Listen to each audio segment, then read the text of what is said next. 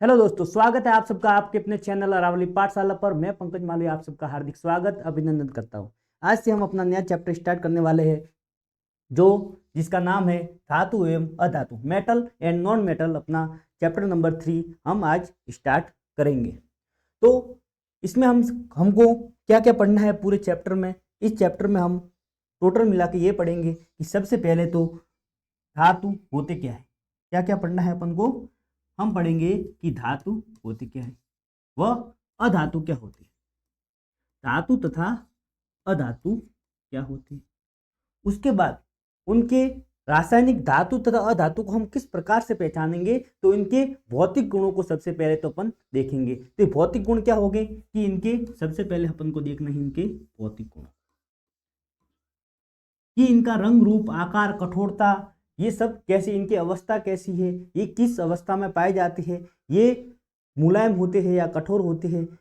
फिर इनमें तन्यता का गुण पाया जाता है, ये दिखने में किस प्रकार के होते हैं, चमकीले होते या नहीं चमकीले होते। तो ये सारे जो बाहर से देखने पर अपन को गुण पता चले वो क्या क्या हो जाएंगे, इनके भौतिक गुण। फिर इनके रासायनिक गुण अपन को पढ़ने, इनके रासायनिक गुण।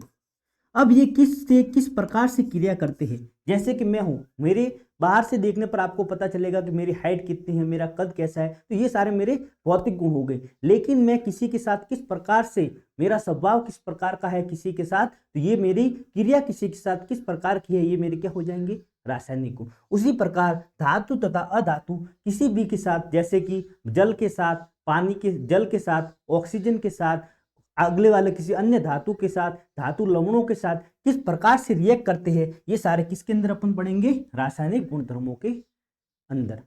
फिर अपन पढ़ेंगे कि ये धातु तथा अधातु अपन को प्राप्त कहाँ से होते हैं, इनकी प्राप्ति हमको कहाँ से होती है। तो फिर अपन को क्या पढ़ना है कि इनकी प्राप्ति कहाँ से होती है, इनकी प्राप्ति कहाँ से होती है और ये किस अवस्था में अपन को मिलते हैं। फिर प्राप्ति हो गई, इनके बाद इनको ये मिलते हैं तब मिक्स रूप में मिलते हैं अपन को, पूरे अलग से। जैसे लोहा अपन को चाहिए तो लोहा अपन को डायरेक्ट नहीं मिलता है, ये मिक्स फॉर्म में मिलते हैं। तो इनको शुद्ध कैसे किया जाता है, तो इनके शुद्धिकरण के बारे में अपन पढ़ेंगे। तो मुख्य रूप से अपन को इस अध्याय में क्या क्या पढ़ना है कि धातु तथा अधातु क्या होते हैं, फिर ये इनके भौतिक गुणधर्म क्या होते हैं और इनके रासायनिक गुणधर्म क्या होते हैं, इनकी प्राप्ति किस प्रकार से होती है तथा इनको शुद्ध कैसे किया जाता है। उसके अलावा छोटे बड़े 2-3 टॉपिक है वो, तो इस चैप्टर में अपन को ये सारा पढ़ना है। चलो अपन शुरू करते हैं।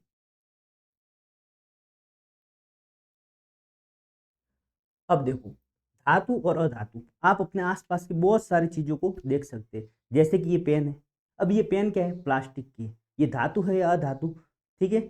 फिर जैसे कि आप कुर्सी देखोगे, लोहे की कुर्सी है, तो ये जैसे लोहे की बनी हुई है, तो लोहा धातु है या अधातु है। तो ये इसकी पहचान अपन कैसे करेंगे, जैसे आपने कॉपर का तार देखा होगा, तो ये सारे धातु है या अधातु है। फिर आप लकड़ी को देखोगे तो लकड़ी में क्या होता है, कार्बन। अब ये धातु है या अधातु है। अब इसको अपन इनको पहचानेंगे कैसे, तो इन सबको पहचानने के लिए इनके बाहरी गुणधर्म, जिसको अपन क्या बोलते हैं, भौतिक गुणधर्म, क्या बोलते हैं इनको, भौतिक गुणधर्म और रासायनिक गुणधर्म के माध्यम से अपन पहचानेंगे कि कोई धातु है या अधातु है, मेटल है या नॉन मेटल है। और एक और होता है जिसको उप धातु बोलते हैं, जो दोनों के गुण रखता है, धातु के भी रखता है और धातु के लिए। अब सबसे पहले अपन दोनों को कंपैरिजन करके पढ़ेंगे जिससे अपन को अच्छे से याद हो जाए। सबसे पहला है धातु और अधातु। अब इनके भौतिक गुणधर्म है, तो धातु एवं अधातु के भौतिक गुण।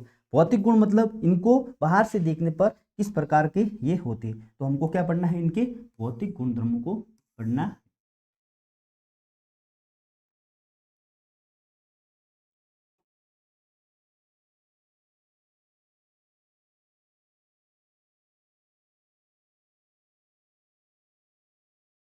ठीक है। अब सबसे पहला है कठोरता, सबसे पहला है कठोरता। अब इन सारे भौतिक गुणधर्मों को पहले पढ़ने से पहले मैं आपको बता देता हूं, एक आवर्त सारणी में हमने कक्षा 9 में या 10 में भी आवर्त सारणी वाला चैप्टर था, लेकिन वो आपके हटा दिया गया है। इसलिए हम सबसे पहले देख लेंगे कि धातु तथा अधातु के भौतिक गुणधर्म क्या है, उनके बाद आवर्त सारणी में ये इनका स्थान कहाँ पर है। तो सबसे पहले देखो कठोरता। अब आपने लोहा देखा होगा, कॉपर देखा होगा, तो ये सारे क्या होते हैं, कठोर होते हैं। इनको जो ये सामान्य किसी अवस्था में होते हैं, कठोर अवस्था में होते हैं। तो धातु होते हैं वो तो क्या होते हैं, इसमें कठोर होते धातु। एक मिनट,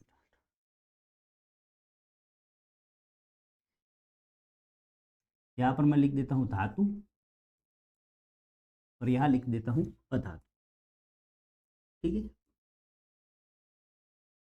अब जो आप लोहा देखोगे, तांबा देखोगे, तो एल्यूमिनियम देखोगे, तो ये सारे कैसे होते हैं? कठोर होते हैं। मैक्सिमम क्या होते हैं? ये सारे कठोर होते हैं। तो धातु में कठोरता का गुण पाया जाता है, धातु में कठोरता का गुण पाया जाता है, लेकिन इनके कुछ अपवाद भी होते हैं। अब जितने सारे धातु है, सारे धातु ये सारे कठोर होंगे? नहीं होंगे। इनके अंदर कुछ न एक आधा कोई ना कोई एक अपवाद होगा जो इनसे अलग गुण प्रदर्शित करेगा। अब धातु का गुण क्या है कि ये कैसे होते हैं? कठोर होते हैं। लेकिन एक धातु ऐसी होती है जो बहुत ही मुलायम होती है, इसके अंदर दो तीन धातु ऐसी होती है जो बहुत ही मुलायम होती है, उनके अंदर कठोरता का गुण नहीं पाया जाता है। लेकिन उनमें जैसे ये एक कठोरता का गुण है, वो सिर्फ उसमें अपवाद है, बाकी वाले गुण उसमें पाए जाते हैं। तो ये जो कठोरता का गुण है, इसका अपवाद कौन सा पाया जाता है? जिसका नाम है एक सोडियम। अपवादों को, इसका कठोरता के गुण का अपवाद कौन सा हो जाएगा? एक सोडियम धातु। अब वो सोडियम धातु कौन सा है? ये इस प्रकार का सोडियम, लिथियम तथा पोटेशियम, ये तीन धातु ऐसी होती है जो क्या होती है? इतनी कोमल और मुलायम होती है कि इनको अपन चाकू से भी काट सकते हैं, इनको हम चाकू से भी काट सकते हैं। तो सोडियम भी क्या है? एक प्रकार का धातु। सोडियम क्या है? एक प्रकार का धातु है जो क्या होता है? मुलायम। तो सबसे पहले ऊपर के गुण की कठोरता क्या है? धातुओं में है, लेकिन इसका अपवाद क्या है? कठोरता का अपवाद क्या है? सोडियम, पोटेशियम तथा लिथियम। सोडियम, पोटेशियम तथा लिथियम वो मुलायम होते तथा इनको चाकू से काट सकते हैं। ठीक है। उसके बाद अधातुओं में, अधातु सामान्य भंगुर अवस्था में होते हैं तथा ये कठोर नहीं होते, ये कठोर नहीं होते। ठीक है। तो सबसे पहला गुण पढ़ा हमने कठोरता। कठोरता क्या? धातु कठोर होती है, लेकिन इसका अपवाद क्या है? सोडियम तथा पोटेशियम। फिर है अधातु होती है, वो कठोर नहीं होते है। उसके बाद है तन्यता। तन्यता का मतलब देखो, तन्य का मतलब है खींचना, या अपन मारवाड़ी में बोलते तानना। ठीक है। तो जितना किसी भी जो धातु होते हैं उनको अपन क्या करेंगे? खींचेंगे, और खींचने से जितना इसको खींचेंगे लंबा, तो इससे एक तार बन जाएगा। क्या बन जाएगा? तार। आपने अपने आसपास तार देखे होंगे, तो एल्यूमिनियम के तार देखे होंगे, लोहे के तार देखे होंगे। ठीक है। उसके बाद तांबे के तार देखे होंगे, लेकिन आपने कभी लकड़ी या कार्बन का तार देखा है? नहीं। तो क्यों? क्योंकि धातुओं का तन्यता, धातुओं का वह गुण है जिसमें इनको खींचकर लंबे तार के रूप में परिवर्तित किया जा सकता है। वो धातुओं का कौन सा गुण हो जाएगा? तन्यता हो जाएगा। और आपको पता होगा कि जो 1 ग्राम सोना होता है, उससे लगभग 2 किलोमीटर लंबा तार अपन खींच सकते हैं। अब सोचो 2 किलोमीटर लंबा सिर्फ कितने? 1 ग्राम से। 1 ग्राम कितना होता है? बहुत ही कम। और उससे 2 किलोमीटर लंबा तार खींच सकते हैं। तो ये सबसे तन्यता का गुण धातुओं में पाया जाता है। लेकिन जो अधातु होते हैं उनमें तन्यता का गुण नहीं पाया जाता है। अब इसमें आपको प्रश्न कैसे बनेगा कि धातु तथा अधातुओं के भौतिक गुण गुणधर्मों को लिखिए। तो तन्यता क्या होती है कि तन्यता धातुओं को पतले तार के रूप में, धातुओं को पतले तार के रूप में खींचने की क्षमता को तन्यता कहते हैं। और सबसे ज्यादा तन्यता किसमें पाई जाती है? सबसे ज्यादा तन्यता पाई जाती है सोने में। सबसे ज्यादा तन्यता किसमें पाई जाती है? सोने में पाई जाती है। ठीक है। अब तन्यता के गुण के बाद अपन आ जाएंगे अपने तीसरे गुण पर, जिसका नाम है आघात वर्धनता। जिसका नाम क्या है? आघात वर्धनता। देखो, आघात यानी चोट पहुंचाना। आघात, किसी को अपन आघात पहुंचाते, आघात का मतलब चोट पहुंचाना। और चोट पहुंचाने पर वर्धनता मतलब जिसमें क्या हो? वृद्धि हो रही है। मतलब चोट पहुंचाने पर या इसे हथौड़े से पीटने पर या उसको पीटने पर ये लंबी छादरों के रूप में परिवर्तित हो जाए। आपने टीन के पतरे वगैरह देखे होंगे, ये सारे किससे बने हुए थे? लोहे की। कुर्सी वगैरह होती है, उनके बैठने का जो तल होता है वो भी किससे बना होता है? वो भी चपटा होता है। तन्यता का मतलब तो खींच के लंबा करना, और आघात वर्धनता का मतलब क्या है? उसको अपन पीटेंगे, हथौड़े से पीटेंगे या किसी भी प्रकार से पीटेंगे तो वो चपटा हो जाएगा और छद्रों के रूप में परिवर्तित हो जाएगा। तो जो धातु होते हैं मैक्सिमम, उनमें आघात वर्धनता का गुण पाया जाता है। तो धातु में आघात वर्धनता का गुण पाया जाता है। लेकिन जो अधातु होते हैं उनमें आघात वर्धनता का गुण नहीं पाया जाता है। ठीक है। तो आघात वर्धनता क्या हो जाएगी कि धातुओं को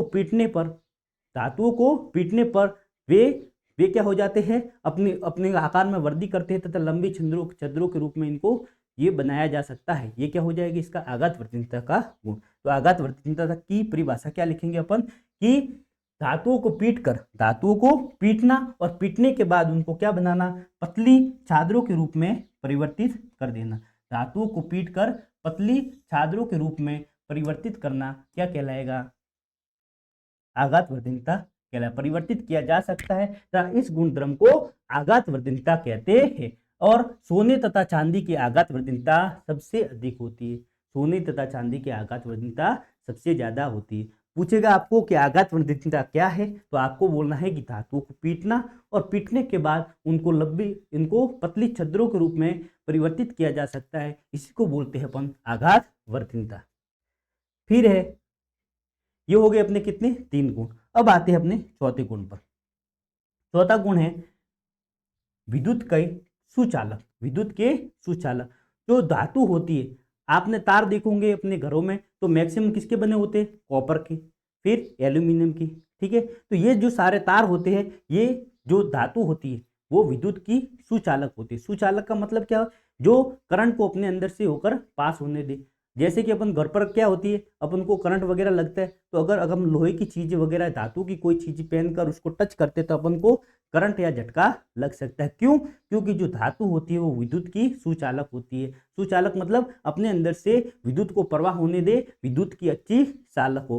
तो जो धातु होती है वो विद्युत की सुचालक होती है। लेकिन जो अधातु होती है वो विद्युत की कुचालक होती है। कौन सी होती है, कुचालक, ठीक है, मतलब अच्छी चालक नहीं होती है।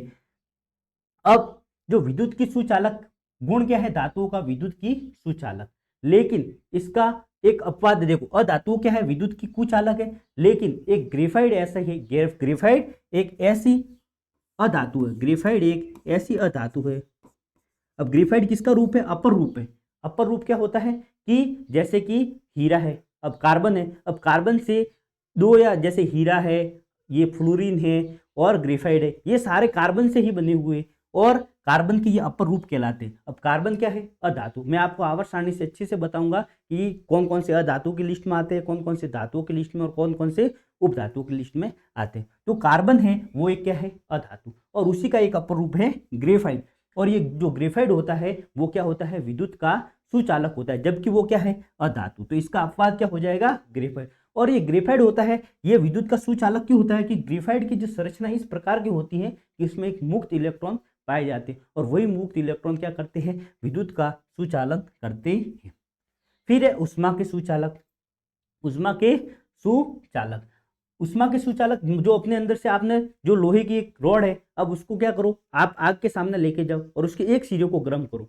आपने दूसरा सिरा पकड़ के रखा, एक सिरे को गर्म करो, आप देखोगे कि थोड़ी देर में वो आपके हाथ वाला भाग भी गर्म हो जाएगा। क्यों, क्योंकि गर्म तो इस वाले भाग पर हुआ, लेकिन जो उष्मा है वो चलते चलते इस साइड आ गई। मतलब उष्मा का क्या कर रहा है, प्रवाह अपने अंदर से होने दे रहा है। तो ये जो धातु होती है वो उष्मा के सुचालक होती है। लेकिन इसका एक अपवाद है, जो लेड होते हैं, लेड वो क्या होता है, वो उष्मा का कुचालक होता है। लेड इसका क्या हो जाएगा, अपवाद। वो क्या है, इसका अपवाद है, और ये धातु होते हुए भी उष्मा का कुचालक होता है। और जो अधातु होती है वो उष्मा की कुचालक होती है। ये तो हो गए इनके मुख्यतः गुण। इसके बाद छठा गुण और है, 6 नंबर पर लिखेंगे कि इनकी अवस्था। बाहर से देखने पर अपन को पता चलेगा कि ये कैसी अवस्था में पाई जाती है। तो आप देखना कि आवर्त सारणी है, उसमें जो मुख्यतः जो धातु तथा अधातु होती है, तो जितनी भी सारी, इसको मैं डिलीट कर देता हूँ, अपवादों की लिस्ट में आपको बाहर आगे दे दो। तो अवस्था होगी, तो जो धातु होती है, जो सारी धातु होती है वो मुख्यतः किसी अवस्था में पाई जाती है, ठोस अवस्था में। कैसी, ठोस अवस्था में पाई जाती है। लेकिन जो एक धातु ऐसी है जो क्या पाई जाती है, जो द्रव अवस्था में पाई जाती है। धातु है लेकिन कैसी, द्रव अवस्था में पाई जाती है। जितनी जो सारी धातु होती है वो सारी ठोस अवस्था में पाई जाती है। लेकिन जो एक इसका अपवाद है वो क्या है इसका, कि जो पारा या मरकरी, ये क्या है, धातु है, लेकिन यह द्रव अवस्था में पाई जाती है। कौन सी अवस्था में, द्रव अवस्था में पाई जाती है। पारा कौन सा होता है, ये इस प्रकार की ये क्या है, धातु है, लेकिन यह द्रव अवस्था में पाई जाती है। और मैक्सिमम पारे का प्रयोग कहाँ पर होता है, अपन हॉस्पिटल में वगैरह जो थर्मामीटर होता है उसमें पारा भरा हुआ होता है, वो पारा कैसा होता है, द्रव अवस्था में होता है। ठीक है, अब आते हैं अधातुओं पर। अधातुओं की अवस्था किस प्रकार की होती है, तो जो अधातु होते हैं, अधातु होते हैं,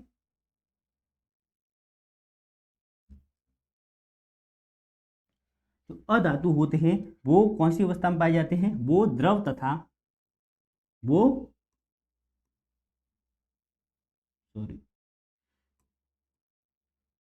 अधातु होती है वो ठोस, एक तो ठोस अवस्था और गैस अवस्था में पाई जाती है, द्रव अवस्था में नहीं पाई जाती। तो जो धातु होती है वो तो कौन सी अवस्था में पाई जाती है, ठोस में, लेकिन जो अधातु होती है वो ठोस तथा गैसीय अवस्था में पाई जाती है। अब कौन कौन सी, अब मैं आपको आवर्त सारणी भी बताता हूँ, उसमें पूरा बताते हैं। ठीक है, तो ठोस तथा गैस अवस्था में पाई जाती है, लेकिन एक ऐसी अधातु है जो द्रव अवस्था में पाई जाती है, द्रव अवस्था में पाई जाती है, और उसका नाम है ब्रोमीन। क्या नाम है उसका, ब्रोमीन। यह द्रव अवस्था में पाई जाती है। अब देखो, धातु में आपको पूछे कि वह कौन सी धातु है जो द्रव अवस्था में पाई जाती है, आपको बताना है पारा या मरकरी। वह कौन सी अधातु है, क्या पूछेगा, अधातु है जो द्रव अवस्था में पाई जाती है, तो आपको बोलना है ब्रोमीन। क्या बोलना है, ब्रोमीन। और कौन सा है ब्रोमीन, ब्रोमीन इस प्रकार की होती है। ये देखो, ये अधातु है लेकिन लिक्विड अवस्था में ये पाई जाती है, ये है अपनी ब्रोमीन। तो आपको ये क्या है, धातु द्रव अवस्था में, ठीक है, ये क्या है, अधातु द्रव अवस्था। ठीक है,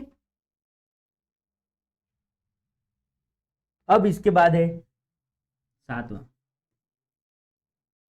इनका गलनांक तथा क्वथनांक, गलनांक तथा क्वथनांक।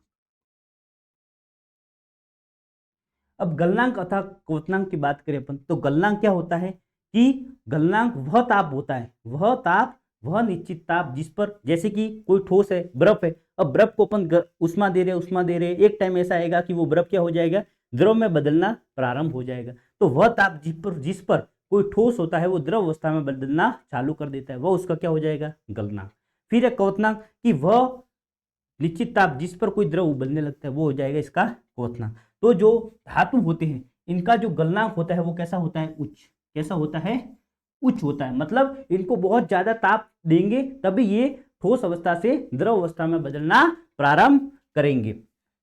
लेकिन जो अधातु होते, जो अधातु होते हैं उनका जो गलनांक होता है वो निम्न होता है। कैसा होगा, निम्न होगा, मतलब कम ताप देंगे इसको तो भी ये द्रव अवस्था में बदल जाएगा। लेकिन इसका भी एक अपवाद है। कौन इसका अपवाद है, कि इसने बोला है कि धातु तथा अधातु होते हैं उनका गलनांक उच्च होता है, लेकिन जो दो धातु ऐसी होती है जिसका नाम है सीजियम तथा गैलियम। कौन सी, सीजियम तथा गैलियम, सीजियम तथा गैलियम, ये दो ऐसी धातु है जिनका गलनांक क्या होता है, बहुत ही कम। अब गलनांक इनका बहुत ही कम होगा, कैसे, अगर इनको सीजियम तथा गैलियम ऐसी धातु, इनको अपन अगर हथेली पर लेके रख दे, अब हथेली से कितनी उष्मा निकलती है, हथेली से बहुत ही कम मात्रा में उष्मा निकलती है, और ये उष्मा हथेली से ही उष्मा पाकर ये सीधे से द्रव अवस्था में बदल जाती है। जैसे रूम टेम्परेचर है, रूम टेम्परेचर अपना लगभग 27 डिग्री सेल्सियस के आसपास होता है, और हमारे शरीर का तापमान कितना है, 37 डिग्री सेल्सियस। अब उसको अपन पहले रूम टेम्परेचर पर था, तब तो ये कैसा था, ठोस अवस्था में। कमरे के तापमान पर द्रव अवस्था में धातु कौन सी है, तो आपको बोलना है मरकरी तथा पारा। लेकिन जिसको अपन धातु को ले ली और हथेली के ऊपर मैंने रख दी, और हथेली से उसने उष्मा ग्रहण की और तुरंत ही वो द्रव अवस्था में आ गई, मतलब इसका गलनांक क्या है, कम। और वो धातु कौन सी है, सीजियम तथा गैलियम, जिनका गलनांक क्या है, कम। और यहां पर मैं लिख देता हूं, हथेली पर रखने पर, हथेली पर रखने पर द्रव अवस्था में, ठीक है, हथेली पर रखने पर द्रव अवस्था में आ जाती। आपको बोले कि वह कौन सी धातु है जिसको हथेली पर रखने पर वह द्रव अवस्था में परिवर्तित हो जाती है, तो आपको बोलना है कि वह कौन सी है, सीजियम तथा गैलियम। अब हमने यहाँ पर देखो एक गुण पढ़ा था कठोरता, कठोरता में धातु क्या होते हैं, कठोर, लेकिन अधातु कैसे होते हैं, नरम या भंगुर होते हैं। लेकिन आपको पता होगा कि हीरा हीरा प्राकृतिक रूप से इस पृथ्वी पर पाया जाने वाला सबसे कठोरतम पदार्थ है। कैसा है, सबसे कठोरतम पदार्थ है, वो सबसे ज्यादा कठोर पदार्थ है। लेकिन हीरा किससे बना होता है, कार्बन से। किससे बना होता है, कार्बन से बना होता है। और कार्बन क्या है, अधातु। कार्बन क्या है, अधातु होती है।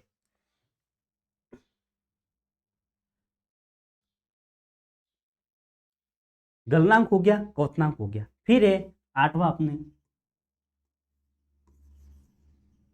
ध्वनिक। ध्वनिक क्या होता है कि जो जिसको चोट पहुंचाने पर उसमें अंदर उसके अंदर से ध्वनि उत्पन्न हो। जैसे कि कोई लोहे की चीज है, लोहे की घंटी आपने स्कूल में देखी होगी, उसको बजाते तो उसके अंदर से क्या निकलती है, ध्वनि। क्या निकलती है, ध्वनि। लेकिन आप लकड़ी को बजाओ तो उससे इतनी तीव्र ध्वनि नहीं निकलती है।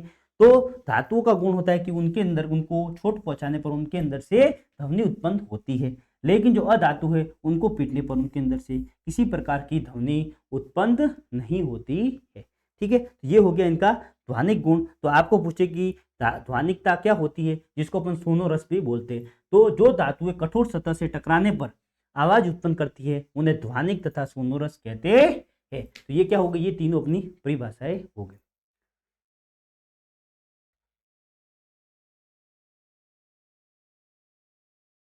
ठीक है, अब इसके बाद आपने मैक्सिमम देखा होगा कि प्रकाश पड़ने पर जो लोहा है, ठीक है, तांबा है, चांदी है, ये सारे क्या चमकती है। ठीक है, यहाँ पर मैं एक लिख देता हूँ, धात्विक चमक।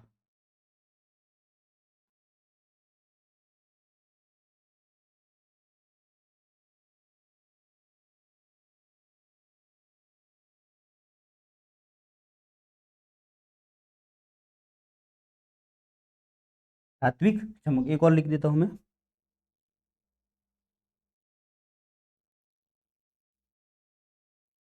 यहाँ पर लिख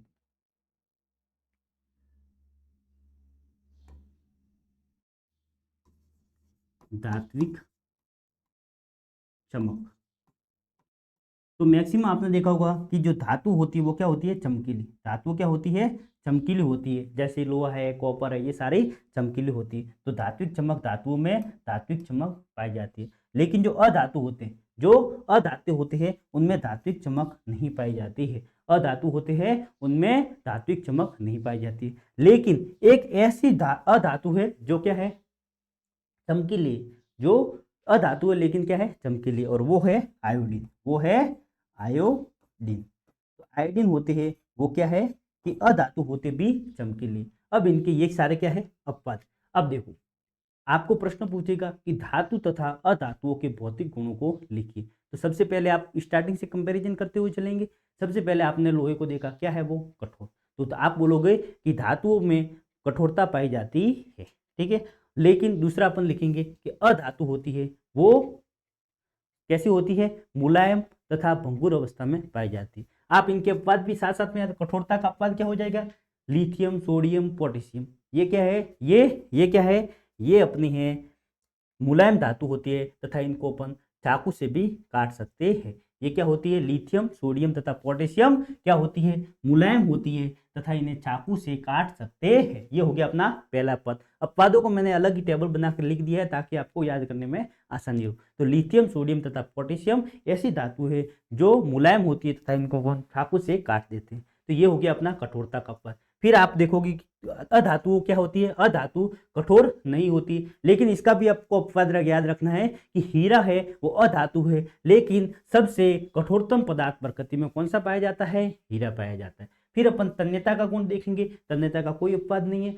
तो धातु होती है वो तन्य होती है, तो अधातु होती है वो तन्य नहीं होती। आघात तन्यता धातु होती है वो पीटने पर वो पतली चद्रों के रूप में बदल जाती है, लेकिन अधातु होते वो नहीं बदलती। विद्युत के सुचालक, जो धातु होते हैं वो विद्युत के सुचालक होते हैं, लेकिन अधातु होती है वो विद्युत के कुचालक होते हैं। लेकिन इसका अपवाद है, क्या अपवाद है कि ग्रेफाइट है वो विद्युत का सुचालक है। ग्रेफाइट है वो विद्युत का सुचालक है, और ये कठोरता वाला हीरा सबसे कठोरतम पदार्थ है। ठीक है, फिर उष्मा के सुचालक, जो धातु होते हैं उष्मा के सुचालक होते, अधातु उष्मा के कुचालक होते। लेकिन जो लेड है, जो लेड या पारा है, लेड है वो ऊष्मा का क्या है, कुचालक है। लेड है वो ऊष्मा का कुचालक है। फिर अपने पढ़ा कि इसकी अवस्था, अवस्था जो धातु होती है वो कैसी, ठोस अवस्था में पाई जाती है, द्रव में नहीं पाई जाती है। लेकिन उसका अपवाद क्या हो जाएगा, पारा या मरकरी। जो अधातु होती है वो कौन सी दो अवस्था में, ठोस तथा द्रव गैस अवस्था में पाई जाती है, द्रव अवस्था में नहीं पाई जाती है। लेकिन इसका एक अपवाद है, कौन सा, वो है अपना ब्रोमीन, वो है अपना ब्रोमीन। तो ये मैंने यहाँ पर लिख दिया है कि ब्रोमीन द्रव अवस्था में पाई जाती है, ठीक है, वो क्या है, अधातु। लेकिन पारा तथा मरकरी द्रव अवस्था में पाई जाती है, ये क्या है, धातुओं के अपवाद के अंदर आती है। फिर है ध्वनिकता, तो धातु होते वो ध्वनिक होते हैं जिसको सोनोरस बोलते हैं, अधातु होते वो ध्वनिक नहीं होते। फिर है धात्विक चमक, धात्विक चमक क्या है कि जो धातु होती है वो चमकती है और अधातु होती है वो चमकीली नहीं होती है। लेकिन इसका अपवाद क्या है कि जो आयोडीन है वो अधातु है लेकिन कैसी है, चमकीली, कैसी है, चमकीली। फिर है इनका गलनांक तथा क्वथनांक, क्या है, गलनांक तथा क्वथनांक। धातुओं के गलनांक कैसे होते हैं, उच्च होते हैं, अधातुओं के गलनांक तथा क्वथनांक उच्च नहीं होते। इसका अपवाद क्या हो जाएगा, इसका अपवाद है अपना सीजियम तथा गैलियम। सीजियम तथा गैलियम क्या होते हैं, इनके गलनांक बहुत ही कम होते हैं तथा इनको हथेली पे रखने पर ये कैसी अवस्था में आ जाते हैं, द्रव अवस्था में आ जाते हैं। आपको ध्यान रखना है, प्रश्न ऐसे पूछेगा कि वह कौन सी धातु है जो कमरे के तापमान पर द्रव अवस्था में पाई जाती है, तो आपको आंसर क्या करना है, मरकरी या पारा। फिर पूछा आपको वह कौन सी अधातु है जो कमरे के तापमान पर द्रव अवस्था में पाई जाती है, तो आपको लिखना है अधातु पूछे तो ब्रोमीन। फिर आपको पूछे कि वह कौन सी धातु है जिसको अपन हथेली पे रखने पर वह द्रव अवस्था में आ जाती है, तो वो कौन सी हो जाएगी, सीजियम तथा गैलियम। क्योंकि इनका गलनांक, कारण पूछे क्योंकि इनका गलनांक बहुत ही कम होता है, अतः यह हथेली से ऊष्मा ग्रहण करके आसानी से द्रव अवस्था में आ जाती है, इसलिए ये सीजियम तथा गैलियम हथेली पर रखने पर द्रव अवस्था में होती है। ठीक है, तो ये हो गया अपना इनके कौन से गुण हो जाएंगे, भौतिक गुण। कौन से गुण हो जाएंगे, भौतिक गुण। भौतिक गुण यहाँ पर आपके पूरे होते हैं। तो आपको प्रश्न इसमें से क्या बनेगा, सबसे पहला प्रश्न बनेगा कि धातु के भौतिक गुणों को लिखिए, अधातुओं के भौतिक गुणों को लिखिए। तो आपको ये सारे गुण लिखने, सिर्फ आपको एक एक पॉइंट याद रखना है, कठोरता, ठीक है, फिर तन्यता, आघातवर्णीयता, अवस्था इनकी कैसी है, गलनांक कैसा है इनका, और उसके बाद है कि ये पीट इनकी ऊष्मा के सुचालक है, ठीक है, या विद्युत के कुछ सुचालक है। ये आपको कंपैरिजन करके पढ़ना है ताकि आप इनको भूलेंगे नहीं, और साथ में आपको ये अपवाद वाले पूरी टेबल आपको याद कर देनी है। ठीक है, तो ये हो जाएंगे अपने भौतिक गुणों से बनने वाले प्रश्न। अब अपन देखेंगे आवर्त सारणी में। अब आप आवर्त सारणी में देखिए, आवर्त सारणी में देखिए। अब आवर्त सारणी आपने पढ़ी होगी कि आवर्त सारणी में क्या होते हैं, टोटल मिला के 18 वर्ग होते हैं और 7 क्या होते हैं, आवर्त। वर्ग क्या होते हैं, ये खड़ी लाइन, 1 2 3 4 5 6 7 8, ये सारे क्या है, ये क्या है, सारे अपने वर्ग है, क्या है, वर्ग। और जो आड़ी लाइनें हैं ये सारे अपने क्या है, आवर्त, क्या है, आवर्त। अब आप देखो, हमने सबसे पहला क्या पढ़ा था कि जो धातु होती है वो कैसी होती है, कठोर होती है, और अधातु होती है वो कैसी होती है, वो भंगुर अवस्था में पाई जाती है। लेकिन जो हमने पढ़ा था कार्बन, कौन सा कार्बन था, ये रहा कार्बन, ये रहा अपना कार्बन। अब इस कार्बन से ही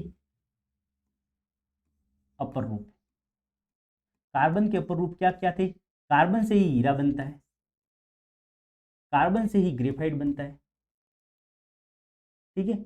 तो अपर रूपता क्या होती है, आपको प्रश्न पूछे कि अपर रूपता क्या होती है, तो एक ही पदार्थ से भिन्न भिन्न तत्वों का निर्माण होना क्या कहलाता है, अपर रूप। तो कार्बन से ही अपर रूपता के कारण हीरा तथा ग्रेफाइट मिला। अब कार्बन के कौन सी है, अब ये जो आवर्त सारणी है, अब इसमें आप देखोगे कि जो इस वाले है, ये जो सारे हैं ये कौन से हो जाएंगे, इस तरफ वाले हैं ये सारे हो जाएंगे धातु, ये इस साइड वाले कौन से हो जाएंगे, धातु। अब ये हाइड्रोजन है, इसको अपन ने बाहर रखा है, ना धातु है ना धातु, ठीक है। और इस साइड आप देखोगे कि ये सारे क्या हो जाएंगे, ये इस साइड वाले सारे क्या हो जाएंगे, ये अधातु हो जाएंगे, क्या हो जाएंगे, अधातु। और ये बीच में जो आप येलो कलर का देख रहे हैं, ठीक है, बोरॉन है, सिलिकॉन है, जर्मेनियम है, आर्सेनिक है, ठीक है, एंटीमनी है, टेरियम है, ठीक है, एस्टिनियम, ये सारे ये क्या हो जाएंगे, उपधातु। अब इनमें क्या है, धातु तथा अधातु दोनों के गुण पाए जाते हैं, तो ये सारे क्या हो जाएंगे अपने उपधातु। और बाकी आप सब देखोगे तो ये सारे जो बाकी जो बचे वो सारे क्या हो जाएंगे, धातु, वो सारे क्या हो जाएंगे, धातु। क्या हो जाएंगे, धातु। तो आप आवर्त सारणी में देखोगे तो सबसे ज्यादा संख्या किसकी है, ज्यादा संख्या है धातुओं की, और सबसे कम संख्या किसकी है, अधातुओं की। हमने पढ़ा था कि धातु कैसी होती है, ठोस अवस्था में, कैसी अवस्था में, ठोस अवस्था में होती है। लेकिन जो मरकरी तथा पारा है, तो ये जो अपना रहा मरकरी,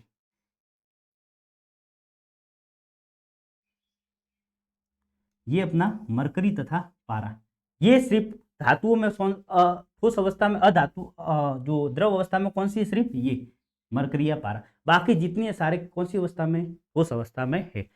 अब जो अधातु है, अधातु में आप देखो कि जो मैक्सिमम है वो कौन सी, ठोस अवस्था में, और बाकी है गैस अवस्था में। लेकिन सब कौन सी, एक ब्रोमीन, कौन सी है, ब्रोमीन है।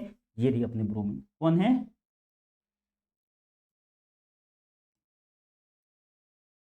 ये रही ब्रोमीन, ये रही अपनी ब्रोमीन। ये ब्रोमीन कैसी अवस्था में है, द्रव अवस्था में। लेकिन कौन क्या है ये, अधातु, क्या है, अधातु। ये क्या है, धातुओं के अंदर, ठीक है। ये बीच में ये रेखा है इसकी, इस साइड वाली सारे और फिर हमने क्या पढ़ा था कि जो धातु होती है वो कौन सी अवस्था में होती है, तो ठोस अवस्था में। इसमें से एक निकाल दी, बाकी सारे कौन सी अवस्था में है, ये ठोस अवस्था में। जो अधातु है वो उसमें से सिर्फ ब्रोमीन क्या है, द्रव अवस्था में। बाकी सब कौन सी अवस्था में, दो अवस्था में, एक है कौन सी, ठोस अवस्था में, और एक है कौन सी, गैस अवस्था में। तो ठोस अवस्था में अगर अपन क्या कर दे, इसमें से गैस अवस्था वाले सारे बाहर निकाल दे, तो बाद में कौन बचेगा, ठोस अवस्था में। अब देखो अधातुओं में गैस की फॉर्म में कौन कौन से, तो एक आप याद रखना कि फोन कॉल, ठीक है, फोन कॉल पर, फोन कॉल पर हाई, ठीक है, फोन कॉल पर हाई। फ्लोरीन, क्लोरीन, हाइड्रोजन, ठीक है, फ्लोरीन, क्लोरीन, और एक मिनट,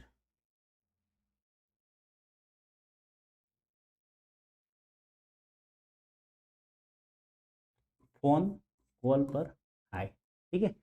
फोन आया, क्या आया, फोन कॉल आया, और फिर क्या बोला दिया हमने, हाई। तो जो फ्लोरीन है, ये देखो, ये फ्लोरीन कौन सी अवस्था में, गैस अवस्था में। फिर है नाइट्रोजन, नाइट्रोजन कौन सी अवस्था में, गैस अवस्था में। फिर है क्लोरीन, क्लोरीन है गैस अवस्था में, और हाइड्रोजन है ये गैस अवस्था में। तो कौन कौन सी गैस अवस्था में, ये आपके अंदर दिया हुआ नहीं है, लेकिन आपको ध्यान रखना है। एक बार से आपको आवर्त सारणी में धातु तथा अधातु कौन कौन सी फॉर्म में किस प्रकार से होती है, वो आपको अच्छे से आगे भी आपके काम आएगा। तो देखो हम पढ़ेंगे, कई जगह पर आपने फ्लोरीन गैस देखी होगी, लेकिन क्या अपन ये देखते हैं कि पोटेशियम गैस आपने देखी, कहीं पोटेशियम गैस नहीं होती, क्यों, सल्फर गैस, सल्फर डाइऑक्साइड तो होता है, लेकिन जो मुख्य रूप से जो गैसीय अवस्था में पाई जाती है वो, ठीक है। तो नाइट्रोजन गैस, फ्लोरीन गैस, ठीक है।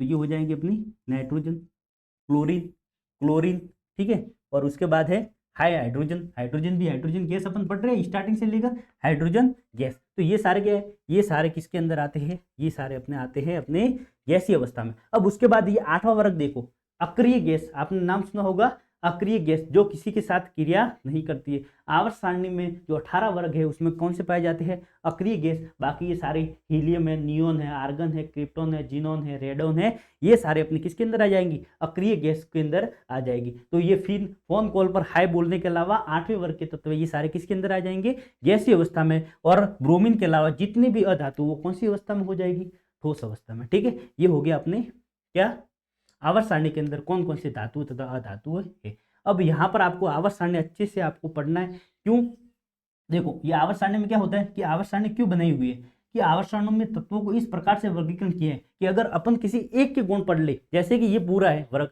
अब इसमें मैं अगर लिथियम को पूरा अच्छे से पढ़ लूँ कि लिथियम की संयोजकता कितनी, लिथियम का है जो लिथियम के गुण क्या है, ठीक है, ये धातु है या अधातु, तो ये जो सारे देखो ये सारे क्या है, धातु। उसके बाद ये सारे मृदा धातु है, ठीक है। तो एक के गुण आपने पढ़ लिए तो सारे के गुण आपको अच्छे से पता चल जाएंगे। जैसे कि आपने कार्बन की संयोजकता ज्ञात कर ली, तो कार्बन, सिलिकॉन, गैलियम सब, इन सब की संयोजकता सेम हो जाएगी। अगर आपने नाइट्रोजन की संयोजकता ज्ञात कर ली तो ये आपने फास्फोरस, आर्सेनिक, इन सबकी संयोजकता आपको पता चल जाएगी, ठीक है।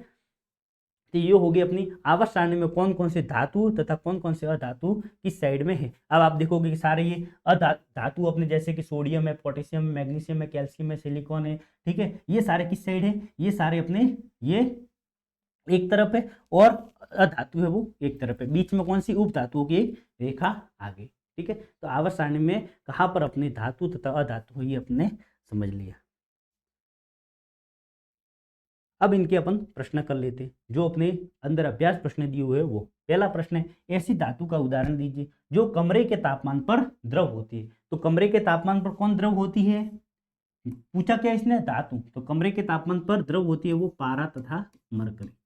पारा तथा मरकरी होती है वो कमरे के तापमान पर द्रव अवस्था में होती है। फिर चाकू से आसानी से काटा जा सकता है, किसको काटा जा सकता है, सोडियम को। किसको काटा जा सकता है, सोडियम को। ठीक है, इसके साथ में आप पोटेशियम लिथियम भी लिख सकते हैं। फिर उष्मा की सबसे अच्छी चालक कौन सी होती है, तो उष्मा की सबसे अच्छी चालक कौन कौन सी है, दो। मैंने कौन सी, चांदी, क्या है, चांदी। फिर है उष्मा की कुचालक। उष्मा की कुचालक धातु कौन सी है, लेड। कौन सी है, लेड। अगर आपने अपवादों को अच्छे से पढ़ा है तो सारे प्रश्न के उत्तर आपको आएंगे। आघात वर्धनता तथा तन्यता का अर्थ बताइए। तो मैंने आपको पीछे परिभाषा लिखकर बता दी है कि आघात वर्धनता तथा तन्यता क्या होती है। तो आघात वर्धनता धातुओं का वह गुण होता है जिसको इसको पीट कर पतली चद्रों के रूप में परिवर्तित किया जा सकता है। फिर तन्यता क्या है, कि तन्यता का धातुओं का वह गुण है जिसको खींचकर लंबे तार के रूप में इनको परिवर्तित किया जा सकता है। और उसमें कौन कौन से दो आएंगे, कौन सा सबसे ज्यादा तन्यता किसकी है, सोने की, जिसको खींचकर अपन 2 किलोमीटर लंबा तार बना सकते हैं। तो ये हो जाएगा क्या, अपना धातुओं के भौतिक गुण यहाँ पर पूरे हो गए। अब इसके अगली वाली क्लास में अपन पढ़ेंगे धातुओं के रासायनिक गुणधर्म। धातुओं के रासायनिक गुणधर्म, और धातुओं के रासायनिक गुणधर्म क्या होते हैं इसको अपन समझेंगे। उसके बाद धातु किस प्रकार से, धातु तथा अधातु किस प्रकार से अभिक्रिया करते हैं, इन सारों को अपन समझने वाले। तो जुड़े रहिए अरावली पाठशाला से। अगर आपको वीडियो अच्छी लगी हो, चैनल को सब्सक्राइब कीजिए, वीडियो को लाइक कीजिए, शेयर कीजिए। हम आपको सबसे पहले चैप्टर करवाएंगे, उसके साथ साथ में अभ्यास प्रश्न, उसके बाद में उनके पाठ्य पुस्तक प्रश्न कंप्लीट आपको करवाने वाले। उसके बाद आपको 1 शॉट भी मिलने वाला है। नीचे टेलीग्राम चैनल की लिंक दी हुई है, उस पर जाके आपको ये जो हमने सारा पढ़ाया है उसकी पीपीटी भी आपको मिल जाएगी। तो मिलते हैं अगली क्लास में, धन्यवाद।